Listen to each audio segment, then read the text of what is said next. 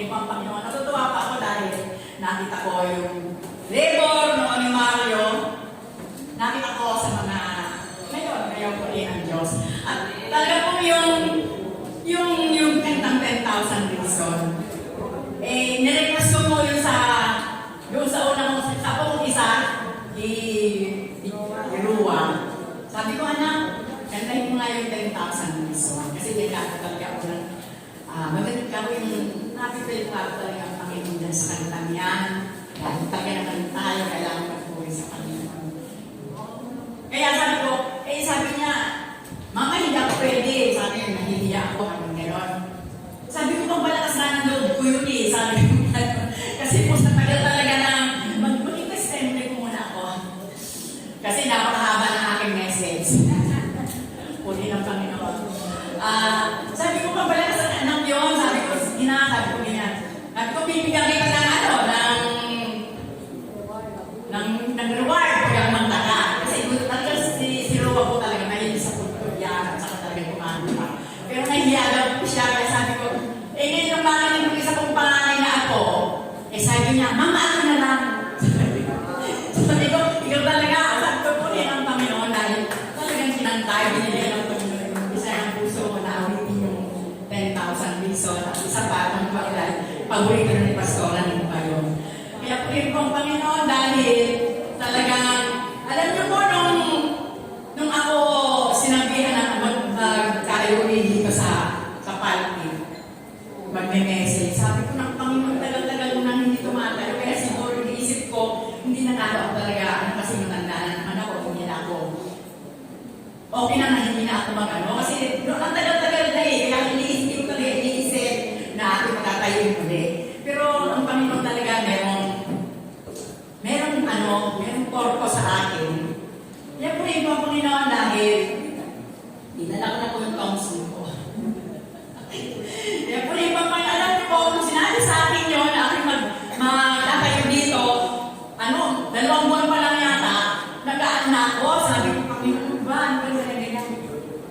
Ano mo talagang wala akong buong message. Sabi ko, Panginoon, ano ba yun? Sabi ko, malapit na. Hanggang, sabi ko, parang gusto kong gusto ko talagang parang ibigay sa iba. Pero naalala ko lagi, sabi ko, nung huli ko mag-preach noon, it's my privilege. Kaya sabi ko, kahit na hindi ako mahusay, si Moses na hindi mahusay eh. Pero puli ng Panginoon dahil alam ko, andyan siya, ginagabayan niya ako. Kaya talagang, sabi ko, bahala ka na. Alam ko, sabi ko, pupunta kami Pastora eh. Pero gabi-gabi na lang talaga, sabi ko, ang test ko talaga ang gabi. Sabi ko, Panginoon, talaga ano? Sabi ko, Lord, ano ba yan? Sabi ko, anong sasabihin ko bukas? Sabi ko, ganyan.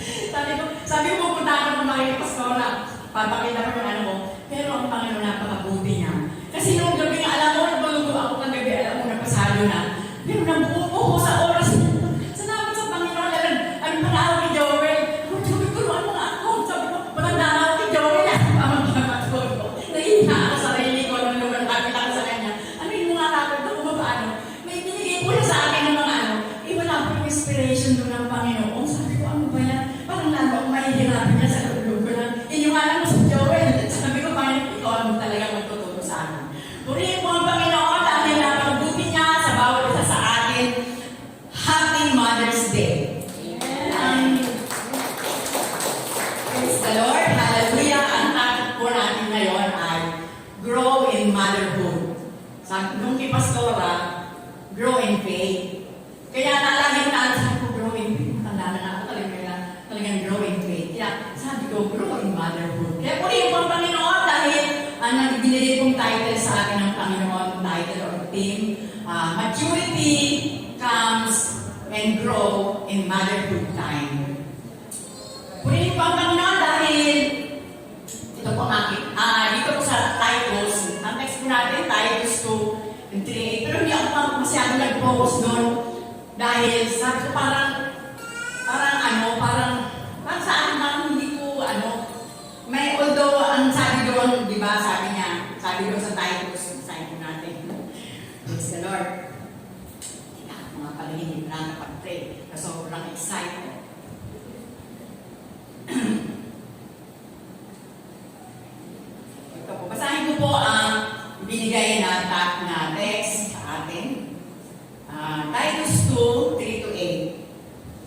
Praise the Lord.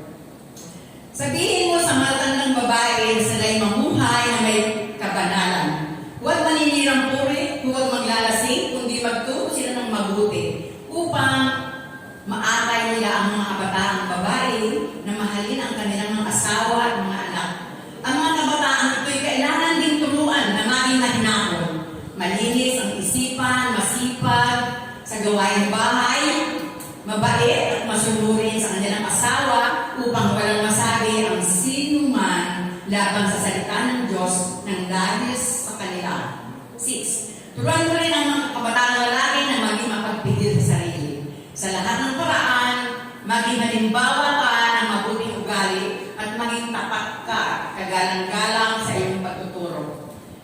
Nararapat na pananalita ang lagi mong gamitin upang hindi mapintasan ninyo man ang mga sinasabi mo. Kaya mapapahiya ang ating mga kalaban sapagkat wala silang masabing masamang laban sa atin. Purihin po ang Panginoon, tayo po ay manalangin. Hallelujah, glory to God. Purihin ka Panginoon, hallelujah. Amang Diyos na ating na masalangin sa oras na kami ito, Panginoon. Kami po Diyos ay nagpupuri.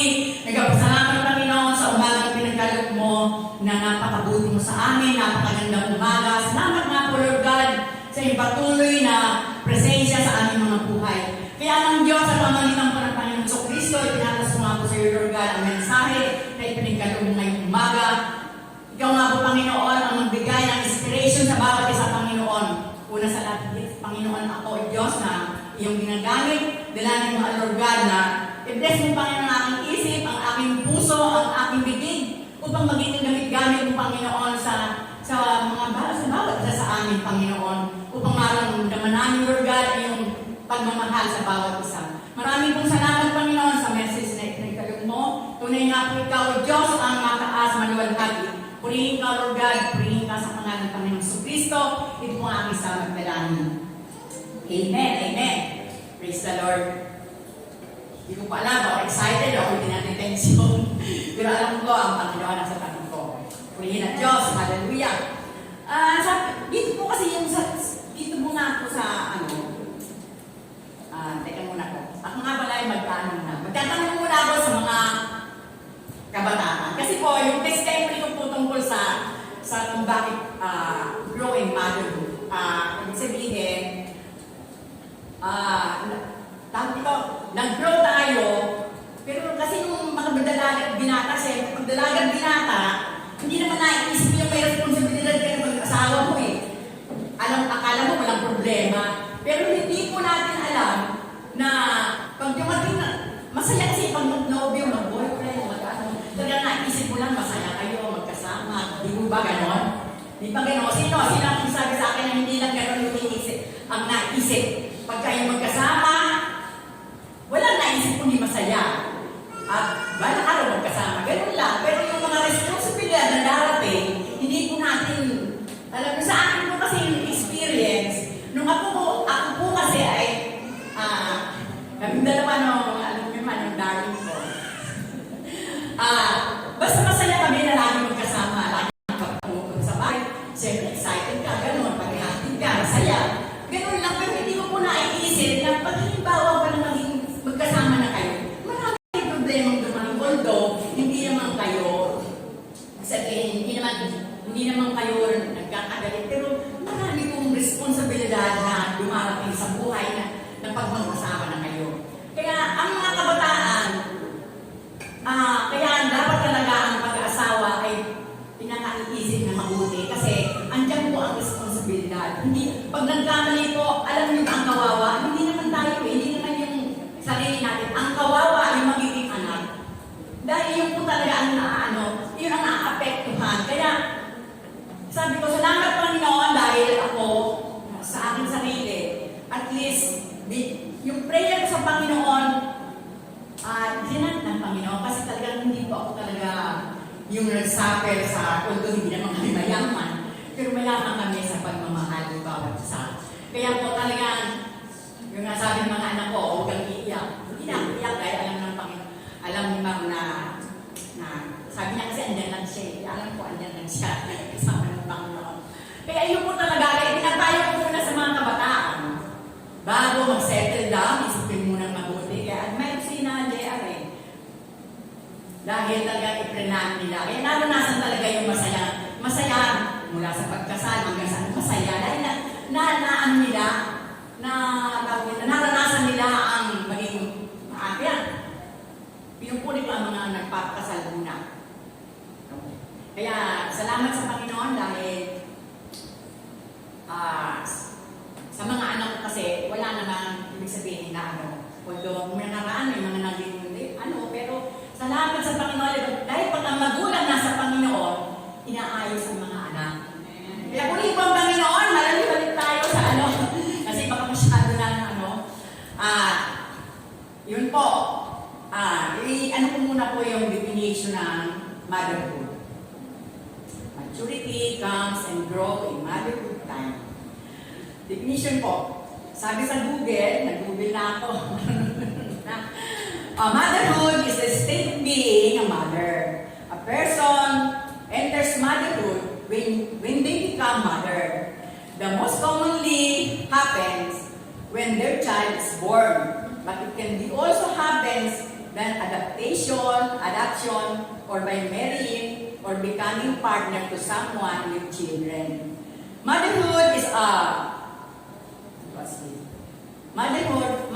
is a gender-specific version of the term parenthood.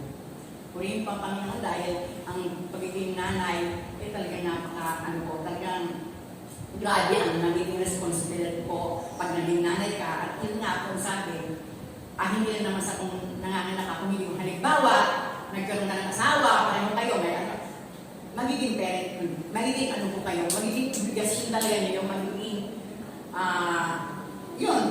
kasi talagang kayo, magiging mature, mature po kayo, dahil siyempre mayroon na kayong mga responsibility. Kunin po Panginoon, hallelujah, anuhin po natin ang background po. Bakit sinabi ni Paul dito na turuan ang mga mga taga-Creta? Ito po kasi yung lugar ng Creta, isa po ito sa mga inano ni Paul na gawain.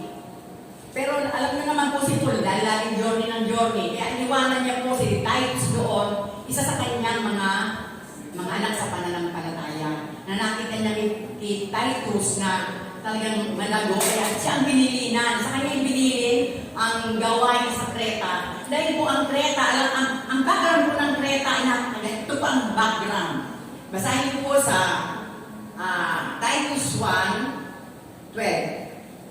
Isa na rin ang mga propetang taga-Creta ang nagsabi. Ang mga taga-Creta ay talagang sinungaling, asalhayo, batugan at matakaw. Ito po sinabi ito ng prophet sa kanila 538 before Christ BC. Yung po na sa pag-aking pagkasaliksi. Nakita ko po ito na talagang ang tagal na po, pero ganun pala ang Creta, ang mga ugali. Kaya bago po si Paul umalis, ibinili kay Titus dahil nakita niya po ang pananampalataya. Ito po ang desire ng puso ni Paul na talagang ang mga matatandang babae doon, nakita example siya. Kaya purihin po ang Panginoon dahil yung nga pa ang doon ay masyadong naaano si Paul na iwanan niya lang ng gano'n na walang siyempre, naghahayag ng salita ng Diyos tapos walang nabago, walang man lang naging impact sa mga tayo. Kaya ginamit po si Titus doon na mag-share. Pero ang akin pong at ito naman po si Titus, ito po ay Gentiles. Ang mga parents niya po ay Gentiles. Anak po siya ni Paul sa pananampalataya. Kaya yun, binili nga sa kanya. Binili sa kanya ang pag-aptuloy ng gawain doon. Na alam kong, parang sa katulad natin, na siyempre tayo mga nag-mission, talagang ibig sabihin, talagang kung kailangan, doon sa ating pag-mission, meron tayong naiiwanan ng mapagkakatiwalaan. Purihin po ang Panginoon, hallelujah, praise the Lord. Mahaba po yung aking message. Balik po tayo sa ating topic, sa ating theme. maturity comes and grows in motherhood time. Sabi ko dito sa sabi ko dito sa ko pong number 1. Ano po ba ang sign or character ng isang matured na sign or character of being mature and grow in motherhood time? Sabi ko dito sa Proverbs 31:27, sabi dito, her attention and devotion will focus on his family, on her family. Kaya sabi ko sa Proverbs 31, basahin ko. Sinusubaybayan niyang mabuti ang kanyang sambahayan at hindi tumitigil sa paggawa ng araw. Kumbaga po talaga, pagka po ikaw talaga naging isa ng milyanong babae, talagang dapat talaga tayo subaybayan natin ang ating mga, lalo na po sa panahon ngayon, napakahirap po na ang mga anak kasi ang hirap talaga ngayon, napakahirap. Sa pa lang, sa cellphone pa lang, hindi ko alam kung ano na ang mga pinapanood nila. Kaya talaga po, ang magulang, kahit nasa tingin ng mga anak na makulit, pero talaga kailangan sa magulang, laging nakasubaybay sa anak, paano ba po mapahamak? Kasi napakahirap po pag napahamak na. Bukod na yung anak mo napahamak, napakahirap po, masakit sa kalooban natin. Kaya, ito pang sinabi tayo sa Proverbs 31:27, sinusubaybayan niyang mabuti ang kanyang sambayan at hindi tumitigil sa paggawa araw-araw. Kumbaga, siguro pa sinabi po ni Paul doon sa kasi nakikita niya po doon ang karamihan ng mga ng panahon na yun, ganun po ka ang mga tao noon, masuwayin, mga matatakaw at saka asal hayop. Grabe po ang pag-alala ni Paul doon sa panahon na yun, na sa panahon din po natin ngayon, kailangan po talaga ang pagsubaybay ng magulang. Although talagang kahit na sinusubaybayan mo, pero andyan pa rin talaga ang nakakasingit si Satanas. Kaya, lagi po tayo, kaya sabi lagi tayo mag-pray. Pray po, Panginoon, sabi dito sa pangalawang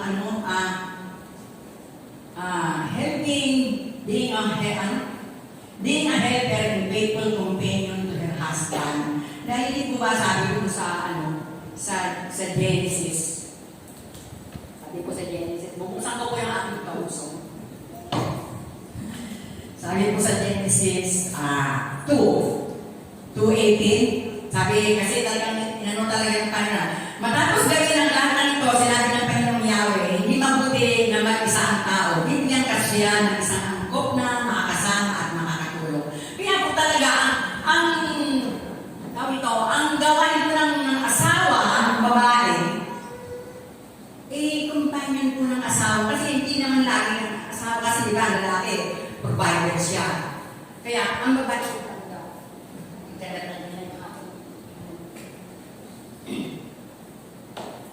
kaya talaga pong, ang babae talaga po ang nakawatch sabi sa mga anak. Although sa panahon ngayon, ang hirap na kasi dahil talagang kailangan maghanap buhay ng babae. Pero talagang kailangan po talaga na i-watch natin mga anak kahit sabihin tayo makukulit sa sabihin ng mga anak. Pero yun po talagang kailangan talagang laging para kung magkamali man sila, hindi tayo masisisi. Kaya purihin po ang Panginoon. Yung po ang katungkulan sa sabi naman po sa Proverbs 31:12, pinaglilingkuran niya ang asawa habang sila'y nabubuhay. Pawang kabutihan ang ginagawa at di kasamaan. Kaya po talaga, katubang po talaga tayo ng ating mga asawa. Talagang kahit na po tayo, dahil alam naman natin ang tayo mga babae, yung sinasabi ng 24/7, na wala pong pahinga ang mga babae. Maghapon magtatrabaho sa bahay or nagtrabaho. Pagdating ng bahay, andyan pa rin magtatrabaho pa at titingnan pa rin yung mga anak. Kung bakit talagang ang binigay ng Panginoon na responsibility sa ating mga babae, napakahalaga. Kaya talagang, yun po ang kaya talagang sabi, being a helper and faithful companion to her husband. Yung po gagawin lahat para lang maayos kasi. Yung po yun. Pinaglilingkuran niya ang asawa habang sila'y nabubuhay. Parang kabutihan ang ginagawa at may kasamaan. Kaya kumbaga, pag ang mag-asawa talaga laging magkasundo, masaya ang family. Purihin ng Diyos, talagang yun na po. Sabi ko po dito sa aking providing sa, kasi po, English Tagalog. Providing hospitality, helping the father, train the children, and godly character, and practical life skills. Sabi po sa 1 Timothy 5:10. Binubuklat ko po yung aking kapuson kasi gusto ko talaga binabasa ng sila. Kasi nabibless pa ako pagka yung may hawak ng Bible. Kung pa Panginoon, sabi dito, 1 Timothy 5:10.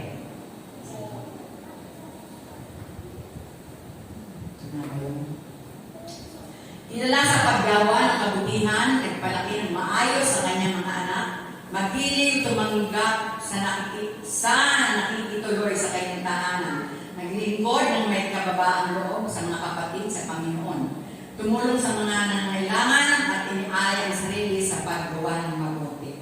Karakter po yun talaga ng isang mature and grow Christian. Yun po ang sinasabi na yun nga. Yung mga kulang ko po sa pastoran natin. Kilala sa paggawa ng kabutihan, talagang yun po ang dapat talaga makita sa isang mature and grow motherhood. Nagpalaki ng maayos sa kanyang mga anak, magilip, tumanggap sa nakikituloy sa kanyang tahanan, naglingkod ng may kababaang loob sa mga kapatid sa Panginoon, tumulong sa mga nangangailangan at inialay ang sarili sa paggawa ng mabuti. Purihin po ang Panginoon.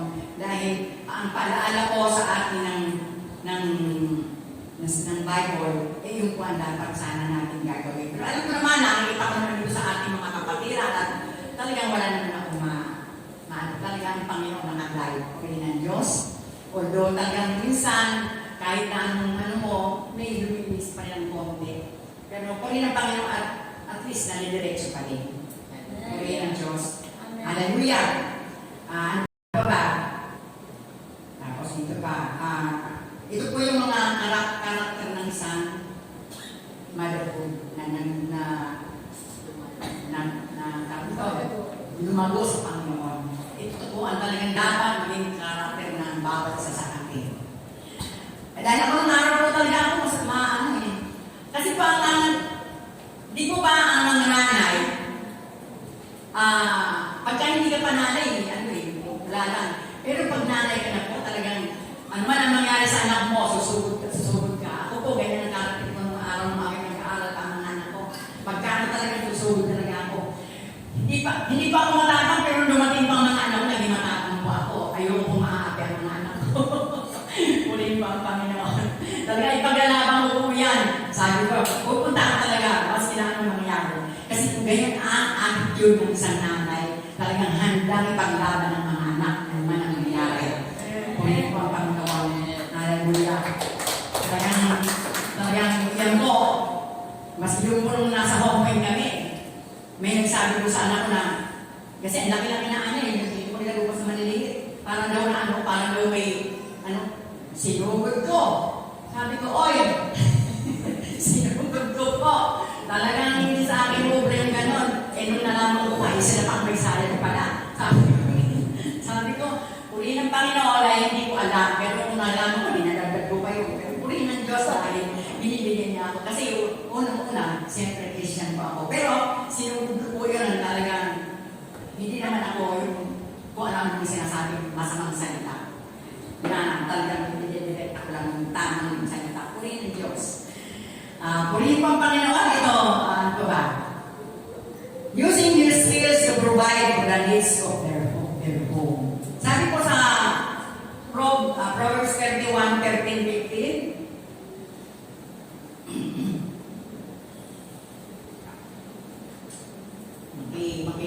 ano po kayo sa akin? Makipag-peace. 13:15. Sabi po, wala siyang tigil sa paggawa, hindi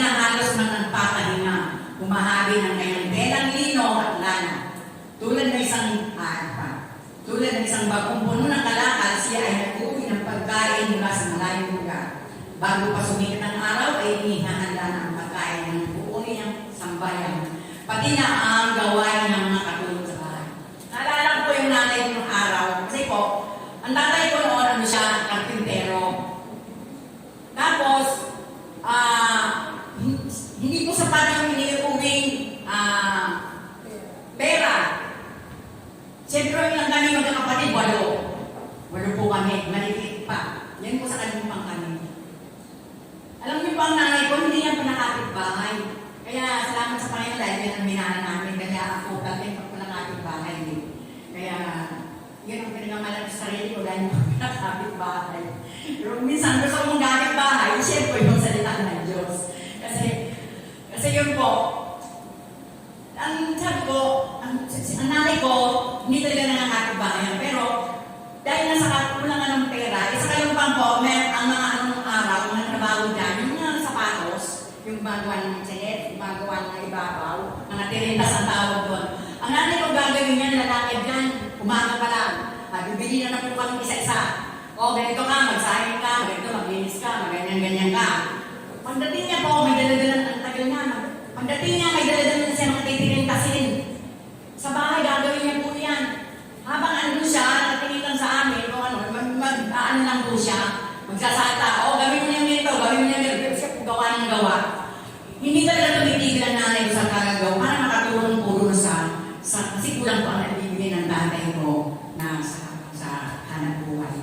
Kaya po rin po ang Panginoon dahil yun po ang minana namin na talagang salamat sa Panginoon dahil gano'n. At least, isa pa po talagang malagigil sila sa Panginoon talaga. Kaya po rin po ang Panginoon dahil yun ang sabi, ginagamit using your skills to provide for the needs of your home. Yung po ang lahat ng pangailangan nakikita ng nanay dahil siya po ang lagi nang sa bahay.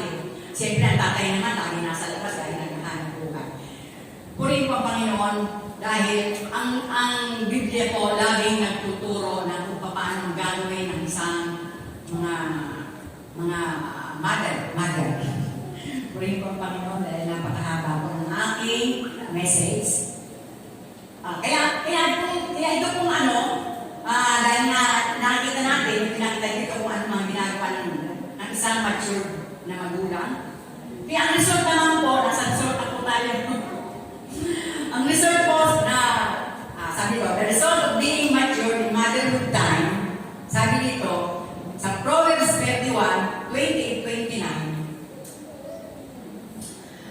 iginagalang siya ng kanyang mga anak at pinupuri ng kanyang kabiyak. Maraming babae na mabuting asawa, ngunit sa kanila ay nakahigit ka. Iba po talaga ang nakakakilala sa Panginoon. Andun po talaga ang, alam niya po ang dapat niyang gawin, ay pamigil sa sarili. At kumbaga nakahigit ka talaga dahil alam mo ang salita ng Diyos. Alam mo ang dapat mong gawin. Kaya ako natutuwa ako sa mga nanay na yung pag nagsasaway sa anak, mahina lang ang salita. Yung mahinahon ba?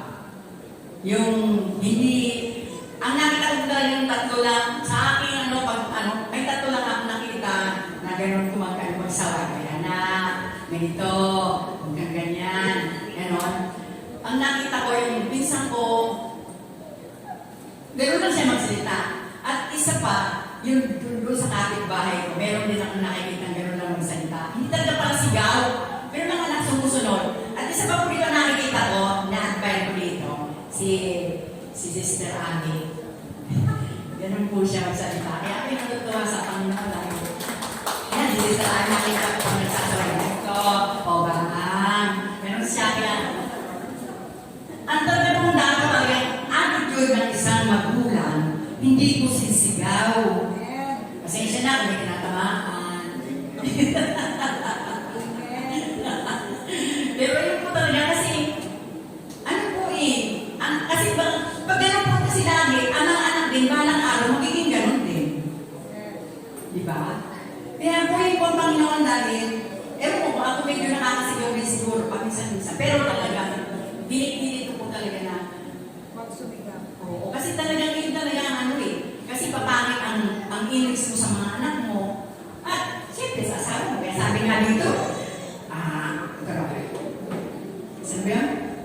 sabi, ginagalang siya ng kanyang mga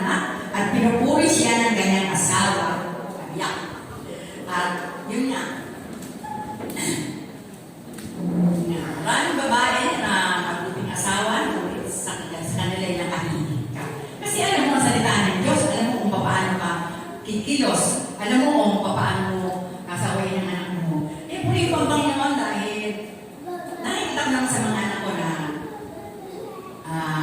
siguro nakita din nila ang pagkalaki ko sa kanila. Eh, puri ko bang naman.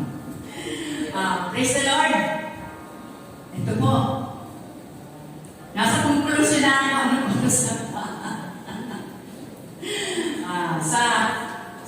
ito pong Proverbs 31. Basahin mo na po yung Proverbs 31. Ito, kasi maganda talaga ito. Ito po kasi talaga hindi ko maintindihan kasi ito talaga laging sinisisip sa akin. Mula nung ako yung sinabi pag-practice. Ito talaga sinasabi. Ito na yung nakikita. Ay, basahin mo na po Sabi dito, marangal at kapilapitaran ang kanyang kaanyuan at wala siyang pangamba sa bukas ng daratan. Ang mga salita niya ay puspos ng karunungan at ang turo niya ay pawang katapatan.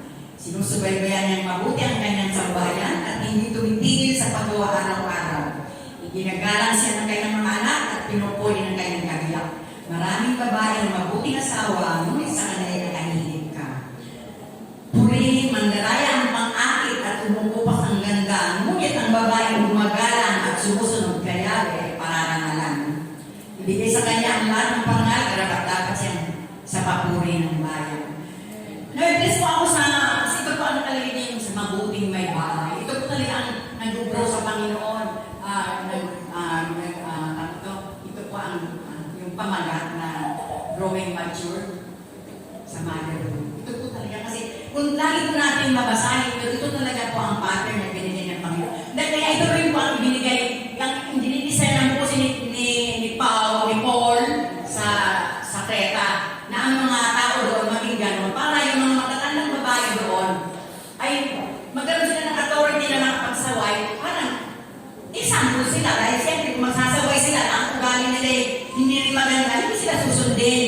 Yung ba? Kaya talagang dapat kaya yun ang sinabi ni Paul doon sa mga kay Titus na turuan para mabago ang mga ugali, para magtuturo sila sa kanilang mga mas nakababatang may bahay,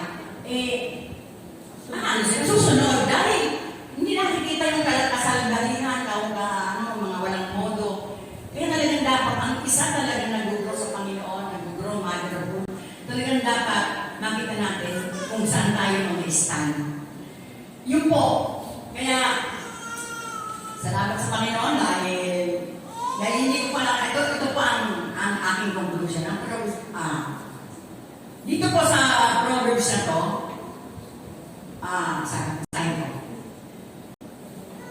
the woman described in Proverbs 31 places a high value on wisdom, kindness, and respect for the Lord. Para sa Panginoon kasi kung nagsasabi, yan ba ang Kristiyano? Yan ba ang simba? Tapos ang ugali, ganyan. Di ba? Kaya yun, respect for the Lord.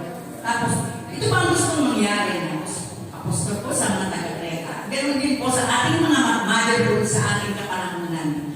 Dahil dyan po, nalulugod ang ating Panginoon Diyos. Pag gano'n ang ating ginagawa, pag gano'n ang ating attitude. Kaya, ito po yung huli kong masabi. Ang mga ina ay may mahalagang tungkulin sa pagpalaki at edukasyon ng ating mga anak.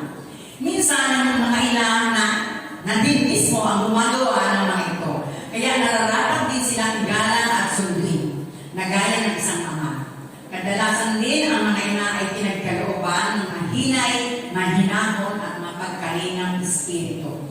Sa bagong pa, ang iglesia ay tinuturing na mapagmahal nating ina. Kumbaga, parang ito pang nakita mo itong ating charts. Kaya napakahalaga ng natungkulan niya sa ating spiritual na kapanganakan, paglago at pagtunday. Kaya mahalin natin ang ating iglesia. Dahil dito po talaga natin mararamdaman ang pagmamahal. Parang ito po inahalin tulad ng Panginoon, ang iglesia na ating kinabibilangan ay ina. Kaya, Happy Mother's Day!